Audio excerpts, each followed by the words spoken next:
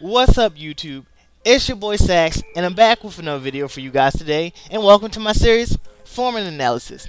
In music, forming analysis is a course where you go through music and analyze its various forms, such as fugues, marches, rondos, and sonatas, and figure out what makes each form different and unique from one another.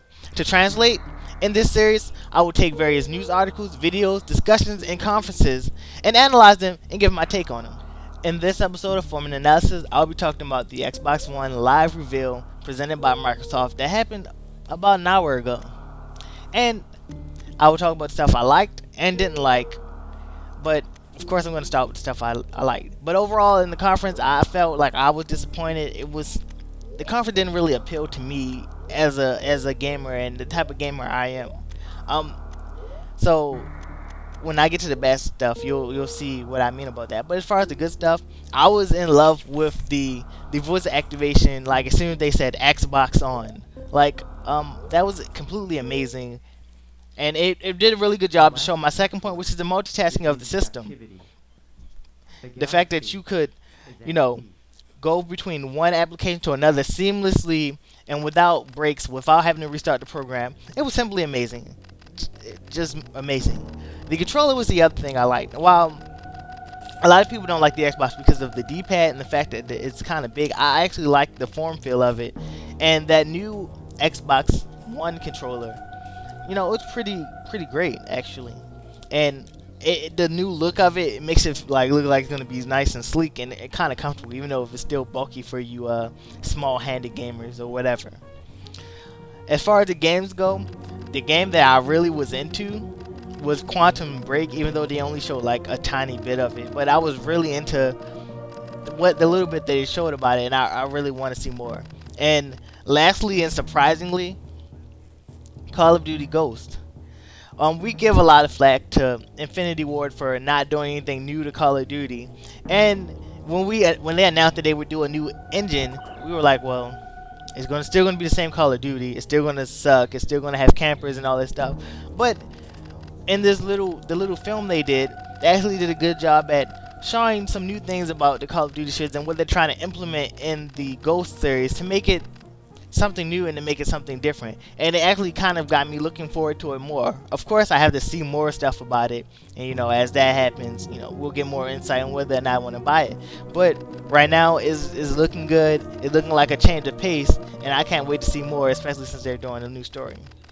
And now we'll go to the bad side. First, the smallest thing obviously is the console size. One thing I've learned to appreciate about my Wii U is that it's easily transportable. When I've gotten it over the 6 months I've had it, two times I've taken it on trips with me out of town, where I've gotten on trains and buses and whatever, and I was able to plug it up, on the Greyhound and play it while it was in my backpack. I was able to do that. And the Xbox One looks like a big brick. No offense to you Xbox One guys. And obviously the transportation factor won't be there. But of course it's a home console, so like I said, it's small stuff. The voice activation got gimmicky after a while because twice what they did was like Xbox this, Xbox that, Xbox the third. Let's do it again. Xbox this, Xbox that, Xbox the third. Like, why did we have to show it twice? It was unnecessary, and you can tell that it deterred a lot of gamers and a lot of people from it. The next thing is the name. Another small thing, but where did Xbox One come from? I don't get the mantra behind Xbox One right now.